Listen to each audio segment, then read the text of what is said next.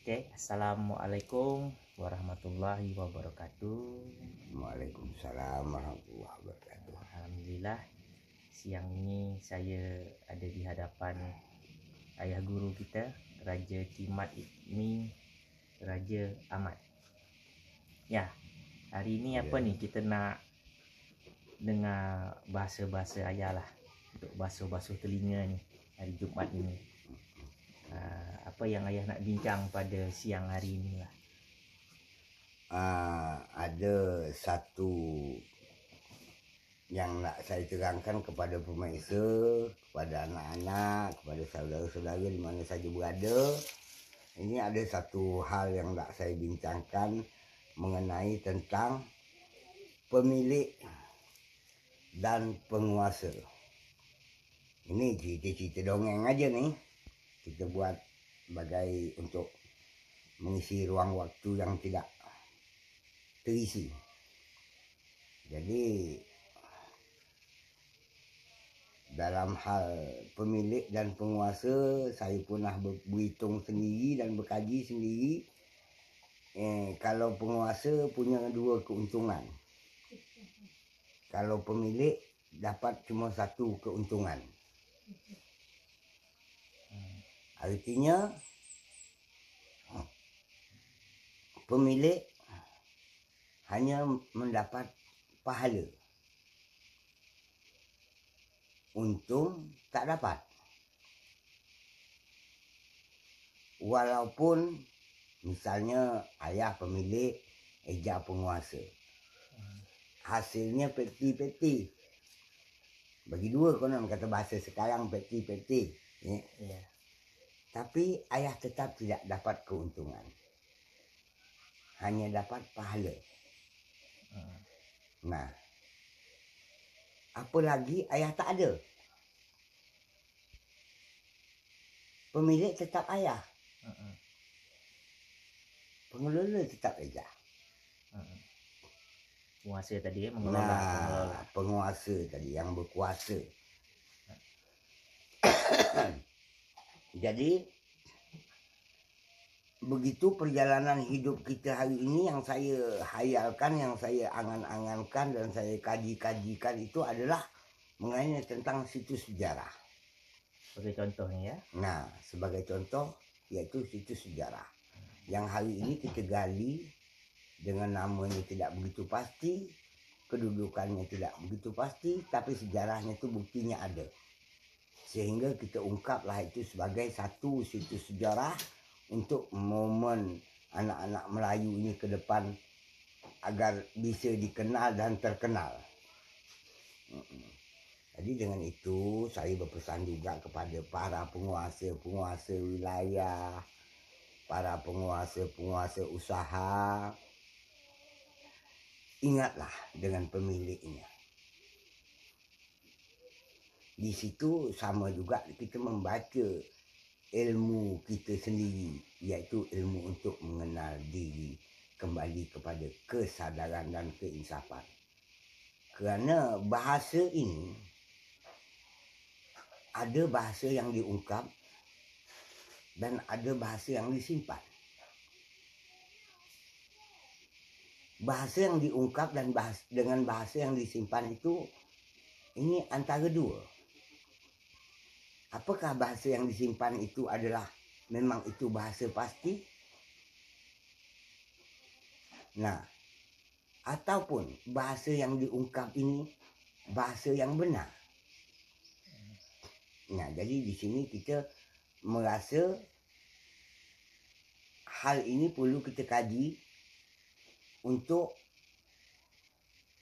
arti-arti selanjutnya, pemilik dan penguasa. Kalau kita pemilik,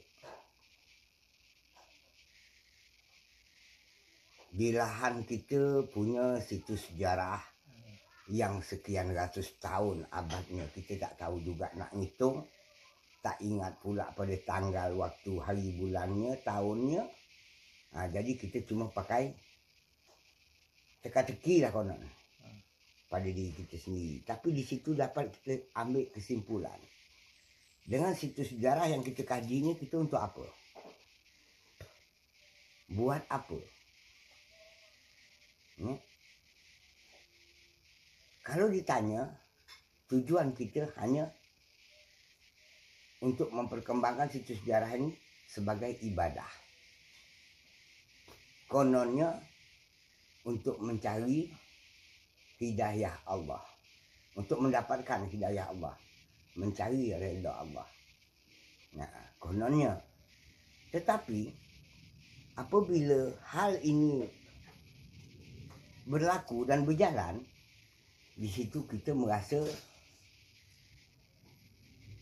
rugi kalau seandainya tempat ini tidak menjadi satu tempat kunjungan. Jadi dia hanya dapat nilai ibadah tapi tak ada keuntungan. Nah, tak ada keuntungan. Jadi ini harus diperkembangkan, situs sejarahnya harus dinampakkan, harus diwarnakan, bercorak, dikasih lagi nama-nama yang baru supaya pengunjung minat di sini akan dapat keuntungan bagi pengelola. Namun pemilik tetap tidak dapat. Tak dapat keuntungan dia. Tak dapat keuntungan. Tetapi makin besar keuntungan dari si pengelola ini, maka makin besarlah hidayah Ibadah.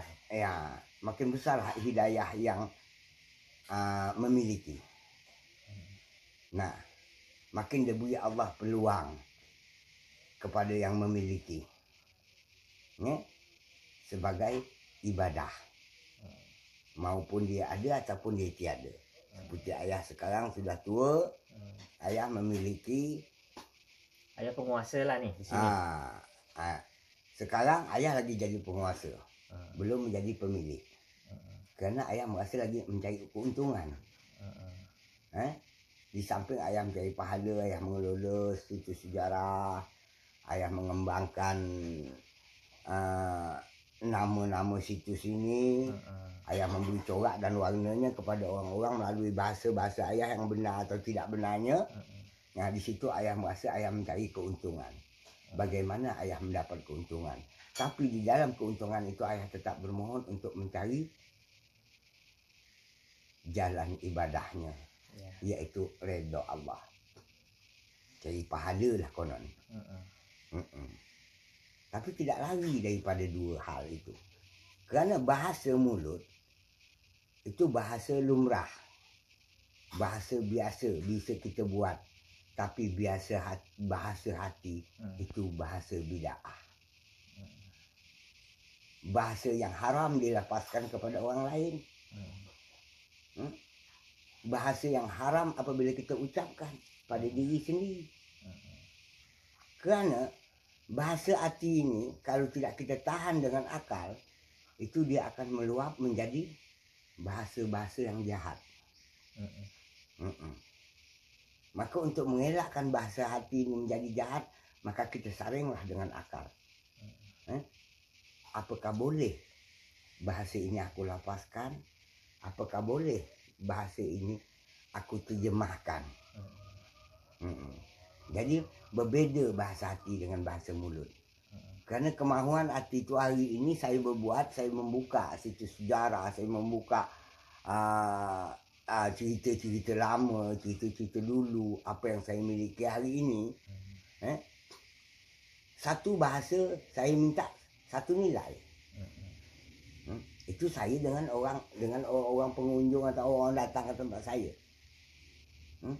Tapi hati saya berkata, satu bahasa saya minta satu bukti redanya Allah itu mengabulkan bahasa saya. Itu bahasa hati. Jadi bahasa mulut dengan bahasa hati itu tidak sama. Ada juga diterbalikkan. Kata mulut saya ikhlas, tapi kata hati belum tahu. Nanti kita saring lagi dengan akal. Di mana letak keikhlasan di dalam kita menjalankan amanah yang ditinggalkan? Itu nanti kita buat part kedua lah ya.